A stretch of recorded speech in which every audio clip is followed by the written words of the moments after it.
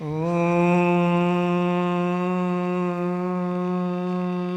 नमः सिद्धेभ्यः।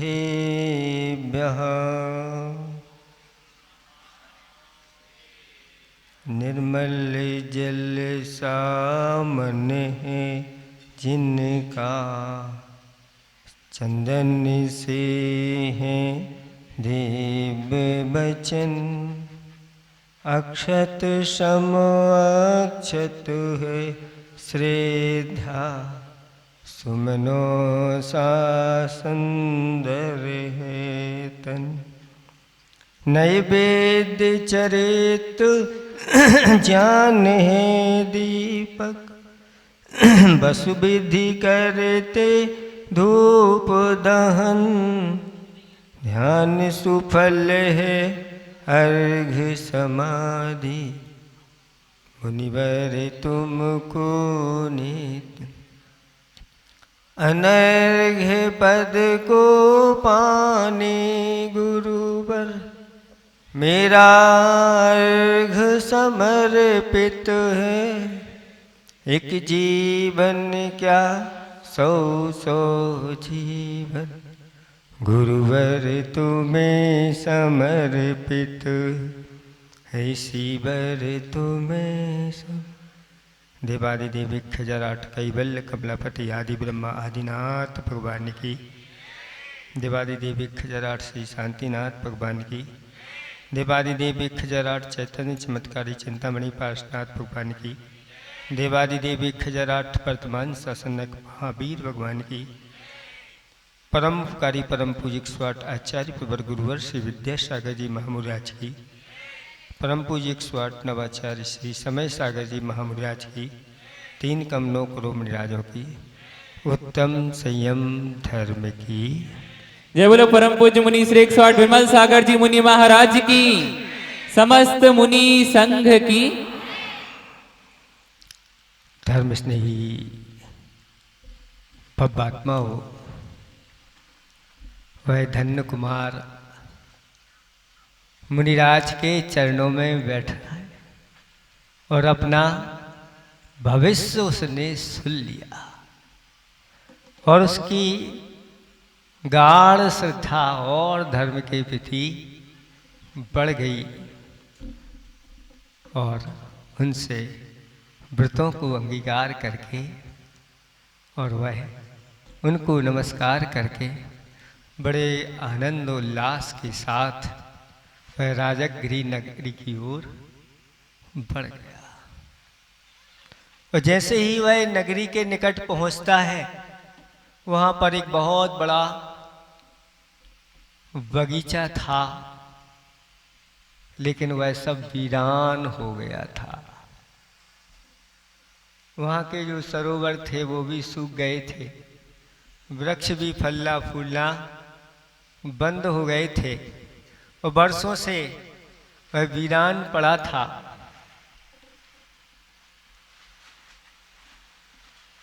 उस बगीचे का जो मालिक सेठ था, कुसुम दत्त उसका नाम था, वह राजघराने से विशेष संबंध रखने वाला था। एक बार उसने अवधि ज्ञानी महाराज से पूछा था, उसके मन में आ गया कि जब ये सूख गया है तो अब इसको अलग कर दिया जाए। लेकिन जब अवधि ज्ञानी मुनिराज मिले तो पूछा, महाराज क्या यह हमारा बगीचा कभी फूलेगा फलेगा? तो महाराज ने अवधि ज्ञान से बताया, हाँ फूलेगा फलेगा। जब कोई एकाध पुण्यात्मा जीव तुम्हारे इस बगीचे में प्रवेश करेगा, वह फूलेगा फलेगा।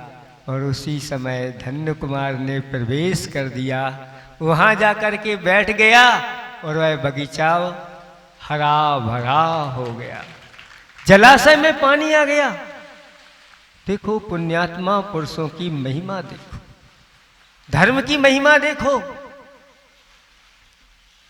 एक सामान्य व्यक्ति है, अभी सामान्य है, असंयमी है, लेकिन सम्यक दृष्टि है। कुछ व्रतों को भी उसने अंगीकार के लिए लेकिन उसका पुण्य का प्रभाव देखो कि बगीचा, आज महाराज भी कहीं पहुंच जाए तो ऐसे अतिशय नहीं होते, लेकिन कैसा उसने पूर्व में पुण्य संचय किया, कैसा हो गया। और ज्यों ही पता चला उस सेठ के लिए तुरंत आ गया, धन्य हो गया आज मैं। आज ऐसे हमारे यहाँ पुण्यात्मा पुरुष पधारे हैं, आइए आपको हमारे यहाँ चलना है, आप मेरा आतिथ्य स्वीकार करिए। और ले जाता है। वहाँ उसकी एक कन्या थी और वह कन्या भी उस धन्य कुमार को देख करके मोहित हो जाती है। और सबने विचार बना लिया था कि इस धन्य कुमार के साथ इसका विवाह किया जाए। उस कन्या ने भी धन्य कुमार की परीक्षा करने के लिए कुछ फूल ला करके धन्य कुमार के सामने रख दिए। और धन्य कुमार ने देखते ही देखते एक बहुत सुंदर माला की रचना कर दी। और उस माला को लेकर के वह कन्या राजा सैनिक की जो गुणवती पुत्री थी उसके लिए जाकर के प्रदान कर दिया। गुणवती कहती है, आज तो ये विशेष माला दिखाई दे रही, अभी तक ऐसी माला नहीं लाई। तब उसने सारी घटना सुना दी। एक दिन धन्य कुमार बाजार में एक सेठ की दुकान पर बैठ गया और उस सेठ को इतना फायदा हुआ उस दिन, उसने भी विचार कर लिया मैं अपनी कन्या इसी के लिए दूंगा, क्योंकि इसके ही पुण्य से। विचार करो, ऐसे अच्छे अच्छे लोगों जो पुण्यात्मा होते हैं, इनका हमेशा आदर सत्कार करो। दुकान पर ऐसे लोगों को अगर बैठना है तो बैठाओ, ठलुओं को गुटखा खाके तम्बाकू खाने वाले, बीड़ी सिगरेट पीने वाले हैं, ऐसे ठलुआ लोग जो गप्पे लगाते हैं, इनसे तो अपनी ताश के लिए अनेक प्रकार के हुए, इनकी कमी नहीं है।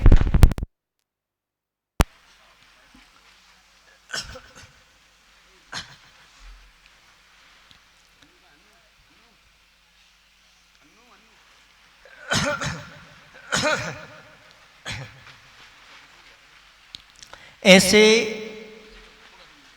कुछ नहीं करना, शांति से बैठ के सुनो, बस कुछ नहीं करना। ऐसे जो पुण्यात्मा होते हैं, हमने आपको कहा ना, जो अतिथि सत्कार करते हैं वो ऐसा पुण्य संचय कर लेते हैं, क्योंकि ऐसे अतिथि आते हैं साधुओं के पास जो सब धर्मात्मा होते, पुण्यात्मा होते, विशिष्ट होते हैं। और ऐसे आ गए राजस्थान में, आप पूछो पहुंचो, वहां पर ढूंढते रहते, जबरदस्ती पकड़ते हैं। एक हाथ वे पकड़ते हैं तो दूसरा हाथ भी पकड़ते हैं, लेकिन हम ले जाएंगे, वे कहते हम ले जाएंगे। ऐसी मस्ती, क्योंकि वह जानते हैं आतिथ्य सत्कार क्या कहलाता है। अहो भाग, आज मुझे नहीं मिला तो पछताते, ऐसी स्थिति होती है। क्योंकि ऐसे जो अतिथि आते हैं, क्योंकि साधु तो निमंत्रण से नहीं जा सकते, लेकिन इनको तो हम पकड़ करके ले जा सकते हैं। आपको हमारे ही यहाँ चलना है और कहीं दूसरी जगह नहीं जाना, आप तो पक्के हमारे हैं, इस प्रकार से। और फिर आगे बढ़ता है। वह एक दूसरे दिन एक और दुकान पर बैठ जाता है, शालीभद्र सेठ की दुकान पर, और वहाँ भी उसके लिए बहुत सारा लाभ होता है। उसको देख करके कि आज तक ऐसा लाभ नहीं हुआ, इसी पुण्यात्मा पुरुष के माध्यम से लाभ हुआ है, तो मेरी एक बहन की पुत्री है, मैं इसी को ही दूंगा। अगले दिन एक सेठ उसको अपनी कन्या का विवाह करना था। उसने घोषणा करवा दी 3 दमड़ी के माध्यम से जो एक दिन में 1000 स्वर्ण मुद्राएं कमा लेगा, कि 3 दमड़ी के माध्यम से 1000 स्वर्ण मुद्राएं कमा लेगा, कमा के दे देगा, उसके लिए मैं अपनी पुत्री का विवाह कर दूंगा। इस प्रकार से घोषणा करा दी। अब 3 दमड़ी में एक दिन में 1000 स्वर्ण मुद्रा कैसे कमाई जाएंगी? कुछ नहीं। और धन्य कुमार को जब कान में सुनने में आया ऐसी घोषणा हुई है, वह कहता है लाओ मैं 3 दमड़ी दो। 3 दमड़ी उसने ली, और 3 दमड़ी से क्या आएगा? तो उसने कुछ ऐसे तिनके खरीदे जो मालियों के लिए आवश्यकता उनकी होती थी, माला बनाने के लिए ऐसी चीजें खरीदी, और वो खरीद करके मालियों के पास ले गया। मालियों को उनकी आवश्यकता थी। माली ने कहा क्या चाहिए? कुछ नहीं चाहिए, फूल दो हमारे लिए अच्छे से। तो मालियों के पास फूल थे, उन्होंने भर करके फूल दे दिए, और उसने अच्छी मालाएं तैयार की जो देखने में बहुत आकर्षित करने वाली थी। अभी मालाएं कौन लेगा? खिमलासा वालों के यहां ले जाओ,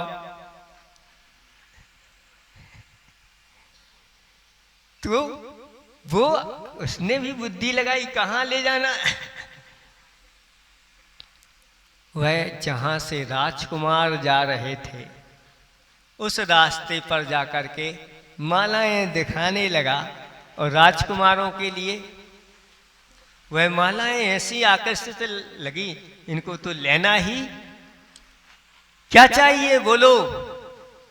वह धन्य कुमार कहता है ये मालाएं 1000 स्वर्ण मुद्राओं की हैं, लेना है तो बोलो। सामान लोग नहीं खरीद सकते। अब क्षत्रियों को थोड़ी सी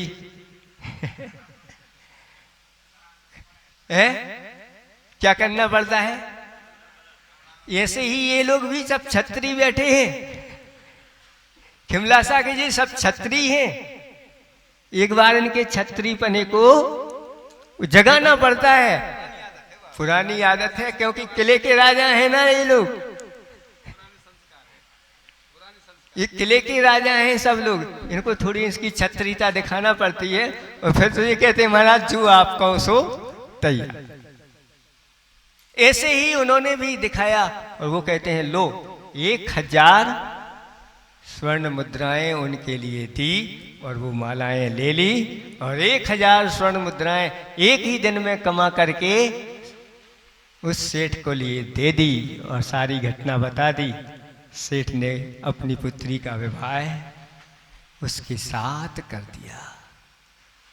ये धर्म और पुण्य की महिमा है कि ज़्यादा मेहनत करने की आवश्यकता नहीं होती, ज़्यादा हार्ड वर्क करने की जरूरत नहीं है।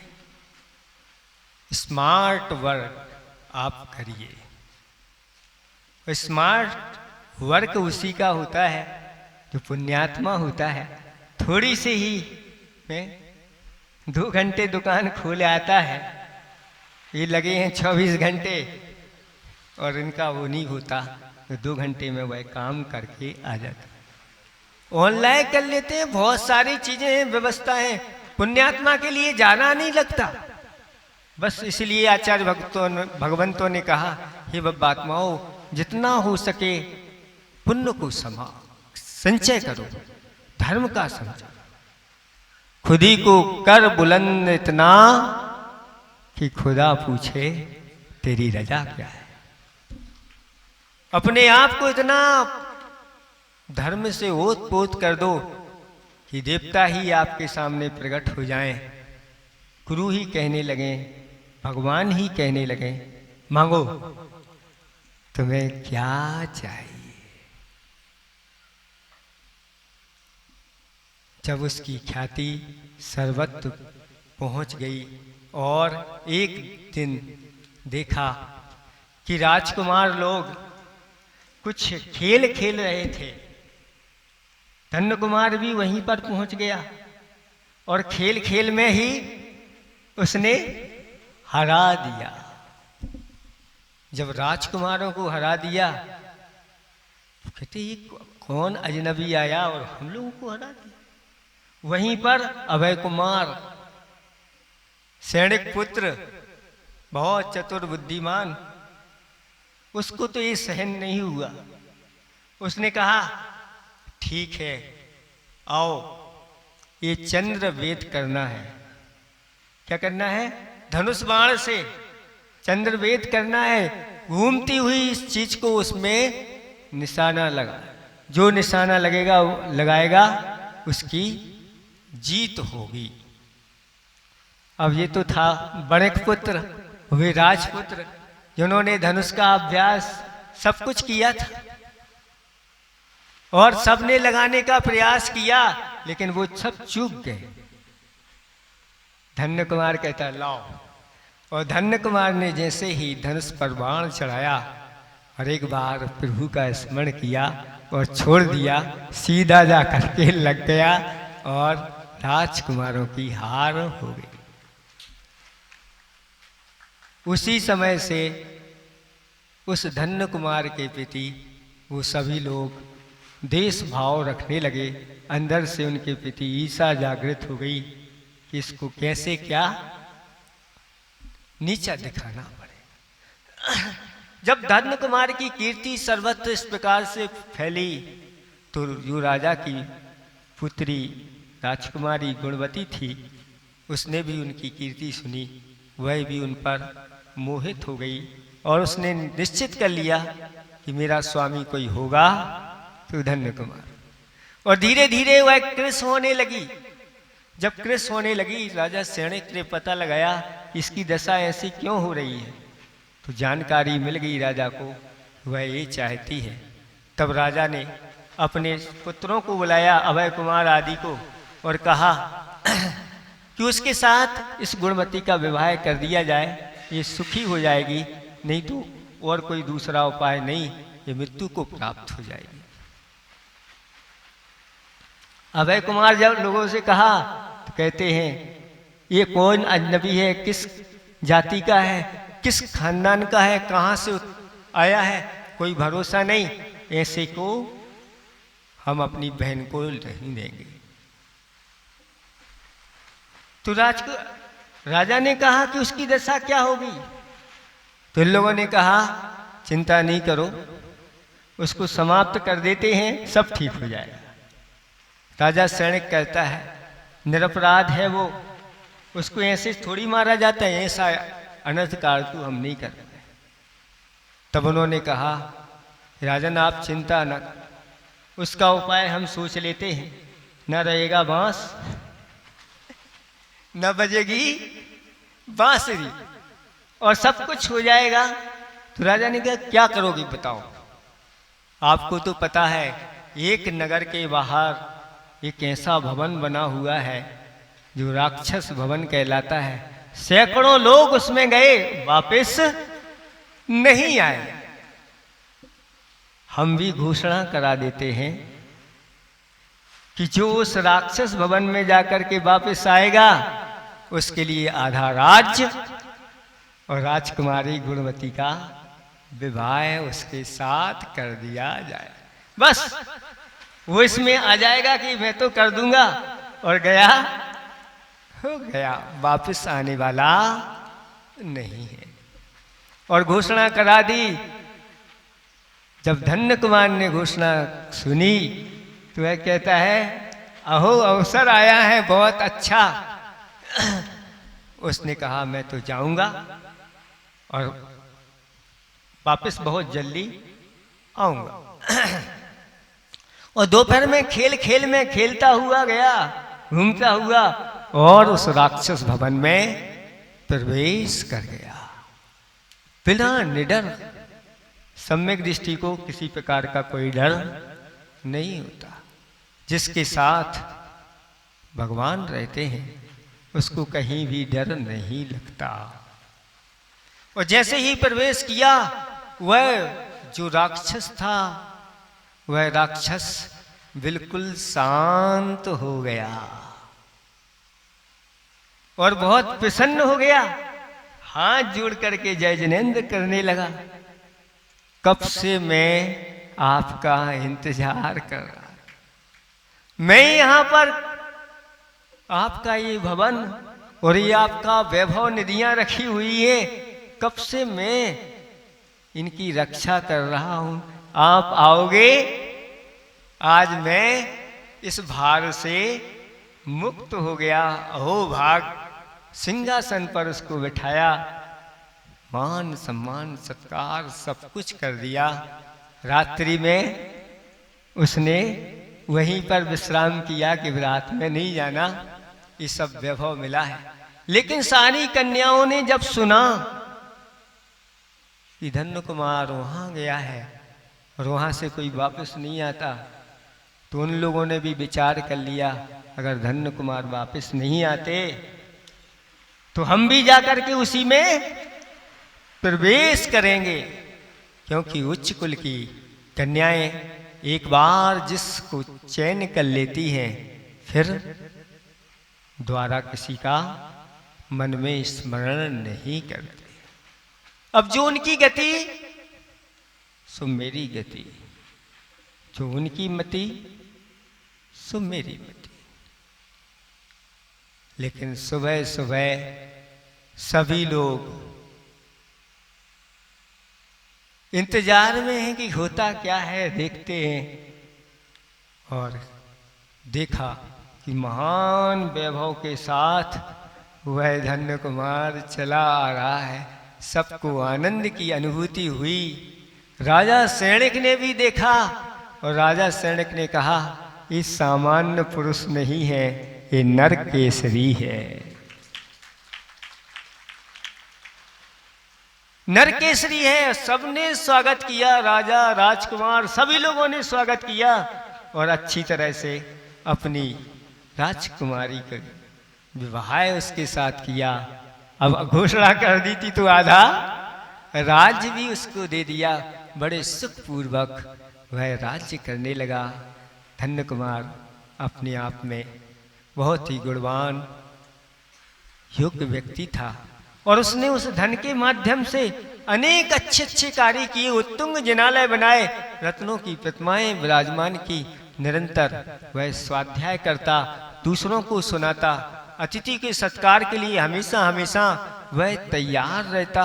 जितने अच्छे अच्छे शुभ कार्य होते उन सबको धर्म की प्रभावना के लिए वह हमेशा तत्पर रहता। ऐसे वैभव के साथ सुखपूर्वक रहने लगा। एक दिन उसके पिताजी उस नगर में आए और आकर के वहीं जहाँ धन्य कुमार का विशाल महल बना हुआ था वहीं बैठ जाता है। ऊपर से धन्य कुमार देखता है और धन्य कुमार पहचान लेता है। तुरंत उतर करके आता है और पिताजी के चरण छूता है। पिताजी कहते हैं, भाई मैं तो बहुत दरिद्र गरीब व्यक्ति हूँ और आप तो राजा महाराजे हैं, आपको ऐसा नहीं करना चाहिए, मुझे आपके चरण छूना चाहिए। धन्य कुमार कहता है, मैं तुम्हारा पुत्र हूँ पिताजी। इतना कहते ही पिताजी ने उसको हृदय से लगा लिया। अश्रु बहने लगे। धन्य कुमार के भी अश्रु पिता और पुत्र का बहुत अच्छा मिलन हुआ। पूछा धन्य कुमार ने, सब लोग भाई वगैरह माता वगैरह कैसे हैं? क्या बताएं, जब से तुम गए हो सबकी दशा बहुत खराब है। यहाँ स्थिति खाने के लाले पड़े हैं, दूसरों की नौकरी कर रहे हैं, सबकी दशा बहुत खराब है। जिस घर से पुण्यात्मा पुरुष निकल जाता है उस घर की दशा भी ऐसी हो जाती है। लोग मान में आकर के कि हम सब कुछ कर लेंगे, इसको हटाओ, ये तो धर्म ही धर्म करता है। याद रखना, जिस घर में कोई धर्मात्मा है, धर्म ही धर्म करता है, उसको कभी नहीं निकलने देना, उसके चरण पकड़ लेना, क्योंकि उसकी वजह से ही आप फल फूल रहे हो। जिस दिन वह निकल गया पुण्य खत्म हो जाएगा। जब धन्य कुमार ने सुना ऐसा कि ऐसी मेरे भाइयों की दशा हो गई, मां की दशा हो गई, तुरंत उसने कहा सबको बुलवाओ। सबको बुलवाया गया, भाई लोग आए, सबने क्षमा मांगी, मुझसे बहुत बड़ा अपराध हो गया, हमने आपके साथ ऐसा व्यवहार किया, सब भूल जाओ, चलो अच्छी तरह से उनका सम्मान किया, वस्त्र आभूषणों से अच्छा अच्छा भोजन करवाया और उनके लिए अनेक स्थान दिए गए आपको रहने के लिए, आप अच्छी तरह से रहिए। इस प्रकार से सुखपूर्वक वह रहने लगा। एक दिन उसकी जो पत्नी थी सुभद्रा, वह थोड़ी उदास दिख रही थी और पूछा धन्य कुमार ने, उदास क्यों हो? मेरे पास सब कुछ है, आप हैं, आपका ये वैभव है, कोई कमी नहीं, लेकिन एक खबर मुझे मिली है, जो मेरा भाई है वह अब संसार शरीर भोगों से उदासीन हो गया है और घर में रह करके ही वह क्या कर रहा है, साधना कर रहा है कि मैं दीक्षा धारण करूंगा। अब वो दीक्षा धारण कर लेगा तो क्या होगा, बस यही चिंता है, क्योंकि मेरा उसके प्रति बहुत स्नेह है। धन्य कुमार ने कहा, तुम चिंता क्यों करती हो, मैं उसको ऐसा समझाऊंगा सब ठीक हो जाएगा।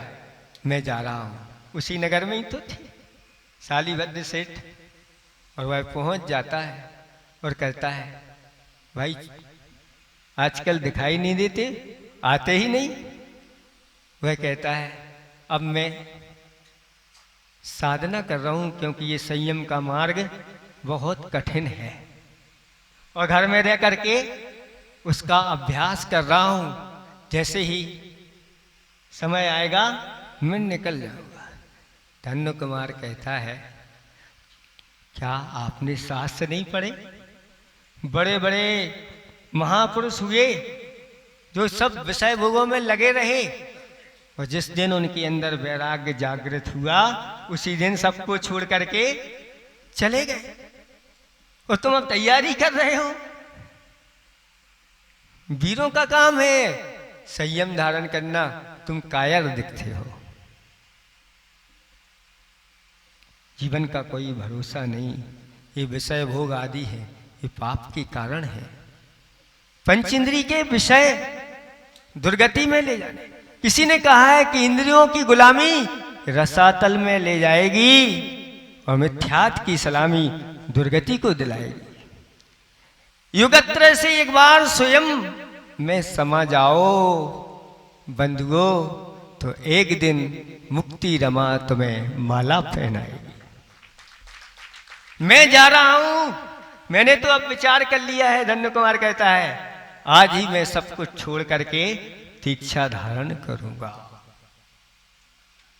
जब ऐसी बात कही तो वह कहता है कि भैया अब मैं भी आपके साथ चलता हूं। बहुत अच्छी काम बन गया दोनों का, और धन्य कुमार ने जाकर के अपने पुत्र को सब कुछ सौंपा, पत्नियों से कहा अब मैं जा रहा हूं, और सभी राजा सैनिक आदि सबके लिए कह करके, और दोनों वह भी और ये भी साला भी, और दोनों जाकर के वैराग्य से ओत प्रोत होकर के कहाँ गए?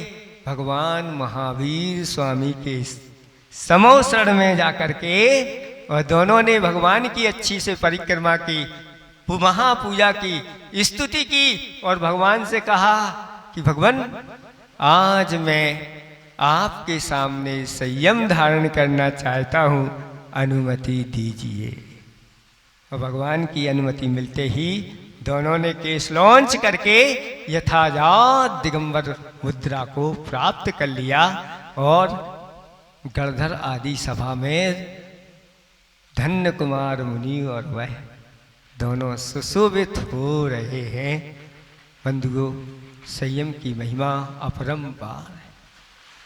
कहा है कि संयम से सबका सरताज बनता है आदमी, और असंयम से सबका मोहताज बनता है आदमी।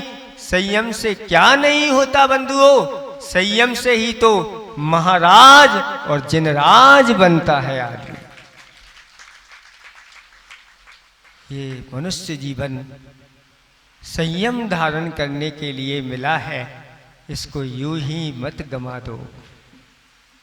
हमारे आचार्य भगवंतों ने कहा, अनंत काल से इस जीव ने जो 80 मसी कृषि विद्या वाणिज्य शिल्प आदि जो किए हैं, किसके निमित्त से? धन के निमित्त से, पुत्र के निमित्त से, कलत्र के निमित्त से। अच्छा, अनंतों बार किए हैं और अनेक दुख उठाए हैं। एक बार इस जीवन में थोड़ा सा संयम की ओर अग्रसर हो जा, ये अब अनंत दुख तुझे नहीं उठाने पड़ेंगे। थोड़े से ही, एक ही बार में कायाकल्प हो जाएगा। देख लो उस अकृत पुण्य का, एक ही बार में कायाकल्प हो गया। कहाँ तो कितने भाव उसने नरक निगोद और एक इंद्री और 30 पर्याय में व्यतीत किए। लेकिन जब धर्म का संयोग मिला तो कहाँ से कहाँ पहुँच गया। भगवान के समूषण में इस संयम को धारण कर लिया। इस संयम को धारण करने का में ज्यादा श्रम नहीं होता। लोगों को पता हुआ, अरे बहुत करना पड़ता है ये सब। यहाँ आओ, यहाँ आनंद ही आनंद है। अभी आपको कष्ट दिख रहा होगा, हम लोगों को तो आनंद की अनुभूति होती है कि भगवान महावीर स्वामी की कृपा से और पूज्य गुरुदेव की कृपा से मुझे क्या मिल गया। नहीं तो पापों में लगा होता, क्या कर रहा होता। गधा बन करके बोझा ढो रहा होता। आप लोग भी सब शेर हैं। क्या हैं? शेर हैं। सवा शेर तो अभी नहीं कहेंगे, लेकिन आप है ना भूल गए हैं कि हम और क्या कर रहे हैं? बोझा। अब बोझा ढो रहे हो तो फिर अपने आप को शेर कैसे कहो? इस बोझे को आप उतारिए और तैयार हो जाइए। ये संयम बहुत दुर्लभ है। इस संयम को पुण्यात्मा जीव प्राप्त करते हैं। आप भी पुण्यात्मा हैं। थोड़ा सा अगर पुरुषार्थ करो तो ये सब आपको प्राप्त होगा। किसी ने बहुत अच्छी पंक्ति लिखी है, उनको सुना करके फिर समाप्त करता हूँ। आज ज़्यादा नहीं, क्योंकि आप लोग भी बहुत जल्दी, आप लोगों ने माइक दे दिया है। नहीं, इन लोगों ने माइक भी जल्दी दे दिया है, तो इसका अर्थ ये ने बहुत जल्दी। असुतुल्य चंचल मन इंद्री पे सवार हो, सावधान हो के मत छोड़ना लगाम को। और ना तरे पाप गर्त माही तो ही डारी जाही, धर्म खेत खाए जाए मूल से तमाम को। छोड़ के अभक्षण को छेहो काए रक्षा करी, शिक्षण ले ग्रंथन से जपो आत्म राम को। और 12 वित्त पाली रत्न संयम को संभाली, विषय चोर को निकाली, चलो शिव धाम को। क्या कहा है इसमें कि अश्वतुल्य चंचल। ये इंद्रियां कैसी हैं? इंद्रिय रूपी घोड़े कैसे हैं? अश्व के समान चंचल है। और मन भी है, ये भी चंचल है। अब ऐसे घोड़े पे सवार होना है, इंद्रिय और मन रूपी घोड़े पे सवार होना है, तो बहुत चंचल है।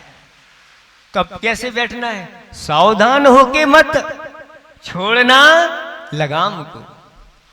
अगर लगाम अच्छे से थाम ली है और सावधान होकर के बैठे हैं तो चिंता नहीं, खिमलासा से आप कहां पहुंच जाओगे? खुरई नहीं जाना। कहां जाना है? जहां पर पूज्य आचार्य परमेष्टि समय सागर जी विराजमान हैं। कहां? खजुराहो। अच्छी तरह से पहुंच जाओगे। आज तो घोड़े का जमाना समाप्त हो गया, गाड़ी आ गई है। पहले घोड़ा गाड़ी चलती थी और अब घोड़ा छूट गया, गाड़ी आ गई। अगर आपने अच्छी तरह से इन इंद्रियों पर विजय प्राप्त नहीं की, इंद्रियों पर संयम नहीं किया, मन पर संयम नहीं किया, तो क्या होगा? धर्म खेत खाए जाए मूल से तमाम को। अगर घोड़ा छूट गया तो पूरे खेत को खा जाएगा। और छोड़ के अभक्षण को छह काय रक्षा करो। ये भब्बात्माओं, इतना तो कर लो कि अभक्ष को त्याग कर दो। जिनवाणी में 22 अभक्ष बताए और आज तो 2200 अभक्ष तैयार हो गए हैं। Pack fast fruit. हमारे आचार्य भगवान कहते हैं जो फास्ट फूड खाता है उससे आहार, और आपको भी आहार नहीं देना चाहिए। आ जाते हैं, घुस जाते हैं, देते हैं। कह दिया ना कि ये नियम है संघ का कि फास्ट फूड खाने वालों को आहार नहीं, वो शाकाहारी नहीं घोषित हैं गुरुदेव के द्वारा। उन्होंने लेते ही नहीं, बंद है उन सब से। आप इस पे की आप क्या कर रहे हैं? इस प्रकार के मायाचारी के साथ आहार दोगे तो कुबोग भूमि में जाकर के उत्पन्न होगे। इसलिए नहीं, बच्चों से भी कह दो नहीं, बच्चों से, बड़ों से, बूढ़ों से। बूढ़े तो आजकल कहते हैं दांत नहीं है, तो क्या आती है वो सोन पपड़ी, जो जल्दी मुख में जाए और घुल जाए। कलाकंद चाहिए है? नकली दांत तो बात की बात है। आंत है, आंत नकली है कि असली? आंत नकली लगती है क्या? दांत से भली काम हो जाए, लेकिन आंत काम नहीं कर रही है। कहते हैं भैया आप बूढ़े हो गए हैं, रुचत नहीं आ, और आंतें भी थोड़ी सी गड़बड़ हो गई, सो पचत नहीं आ, और सामने अगर आ जाए तो बचत नहीं आ। ये सब क्या है? कहा है एक बार खाए सो रोगी, रोगी के भोगी योगी। एक बार खाए सो योगी, और 2 बार खाए सो भोगी, और बार बार खाए सो रोगी। क्यों भाई बार बार खाए? तो शुगर है, और डॉक्टर ने कह दिया है थोड़ो थोड़ो खाने। अब महाराज को तो कितनी है शुगर? आपको तो 300 है, महाराज को तो 500 है।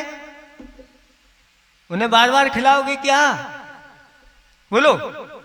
वो भी एक बार खा रहे हैं, कैसे ठीक है? डॉक्टर की बात तो बहुत जल्दी मान लेते हो। डॉक्टर आपके लिए भगवान है, अच्छा श्रद्धान है। जो डॉक्टर के हाओ और महाराज के सो नहीं। इसलिए महाराज कह रहे हैं इन अभक्षण को छोड़ दो। अभक्ष को छोड़, क्योंकि इन अभक्ष में तरस जीव उत्पन्न हो जाते हैं। अचार है, दुधल है, और भी अनेक बासी चीजें हैं। इन सब में मर्यादा से बाहर का दूध, दही आदि, इनमें सब में तरस जीवों की उत्पत्ति होती। 6 काय की जीवों की रक्षा नहीं होती। इसलिए हे बब्बात्माओं, इन सब का त्याग कर दो। एक बार खाए सो योगी, 2 बार खाए सो भोगी, और 3 बार खाए सो रोगी, या बार बार खाए सो रोगी है। 3 बार खाए सो रोगी, और बार बार खाए सो मरोजी। ये स्थिति होगी, क्योंकि क्या कहाँ जाओगे, क्या स्थिति बनेगी। इसलिए शिक्षण ले ग्रंथन से, ग्रंथों से शिक्षा प्राप्त करो, और अच्छी तरह से पंच परमेष्टि का जाप करो, अपने आत्म राम को जपो, और इन 12 व्रतों को अंगीकार कर लो। जब एक सिंह हो करके 12 व्रतों को अंगीकार कर सकता है, जिसका भोजन मांस है, जीवों को खा करके ही जिसका जीवन चलता है, जीवन की परवाह छोड़ दी उस सिंह ने, और 12 व्रतों को अंगीकार कर लिया। मांस आदि का सबका अभक्ष का त्याग कर दिया।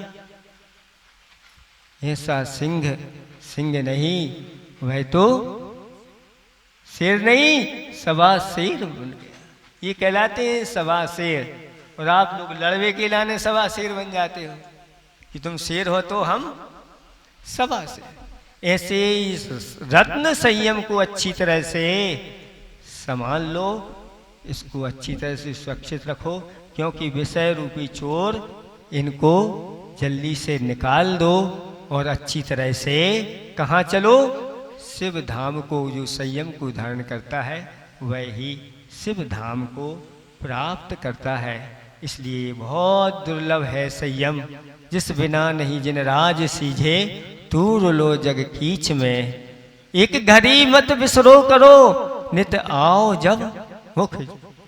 यम कब आ जाए कोई भरोसा नहीं, इसलिए अच्छी तरह से मन बना लो। मेरी तो भावना है कि ये पूरा का पूरा खिमलासा वृत्ति नगरी कहलाए। बहुत अच्छे लोग हैं खिमलासा में, बस इनके एक बार जागृत हो जाएं तो ये तो शेर नहीं, सवा शेर बब्बा शेर है ना, कौन शेर बन जाते हैं। इसलिए इनको भी हमें जगाना है। बहुत सारी माताएं आई थी, उन्होंने कहा महाराज जी 5 अणुव्रत तो हमें दे ही दो, और कुछ बाकी हैं वो भी लेंगी, लेकिन धीरे धीरे करके चतुर्मास तक उनके लिए अणुव्रत के साथ साथ 12 व्रतों को भी अपने जीवन में अंगीकार करना। बहुत वर्ष हो गए, देखो ऐसे ये धन्य कुमार जैसे युवा अवस्था में ही निकल गए और संयम धारण कर लिया। आप लोगों ने बहुत विषय भोग कर लिए हैं। अब तो आपके यहाँ 4 महाराज आए हैं, और जब अच्छी परिवर्तन हो तो अधिक से अधिक ब्रह्मचर्य व्रत को धारण करने वाले होना चाहिए। कोई 25 दिन का करे, कोई 30 दिन का करे, 29-28 दिन का करे, कोई 20 दिन का करे। अहो भाग्य, अब छोड़ना नहीं, महाराज को तो हमें पिच्छी प्रदान करना ही है। इस प्रकार मन बना लो, दोनों लोग अच्छे से सलाह कर लो और अभी से अभ्यास प्रारंभ कर दो। इतना ही पर्याप्त समझते हैं। अहिंसा परमो धर्म की